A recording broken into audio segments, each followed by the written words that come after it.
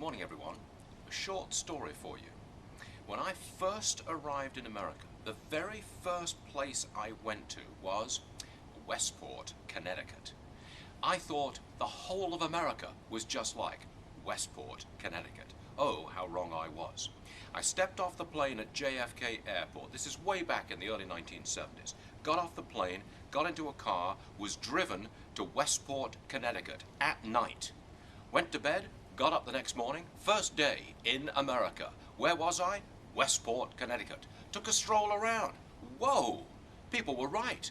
The streets are indeed paved with gold because Westport, Connecticut is a very wealthy town. Fast forward, of course, I was wrong, right?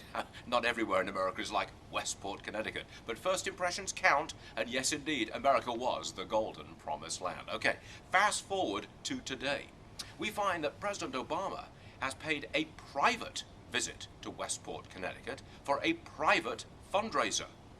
Okay, that was, I think, number 206 or 207, not quite sure exactly how many, but it was well over number 200 in the fundraising count.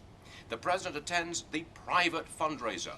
Unfortunately, it turns out that the Westport Police Department had to spend $15,000 in overtime to guard the president on a local basis when he was there at a private function.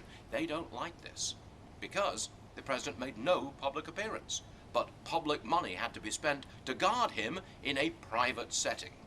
I know it's nitpicking. I know it's not up to very much, but it's a Westport, Connecticut story and adds to my first time in America story about Westport, Connecticut. Where do you stand?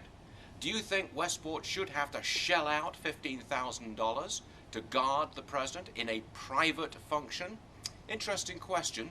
Remember, please, Westport is still a very wealthy town, and I'm sure it votes left. They've got a guilt conscience in Westport, Connecticut. More on this later. See you later.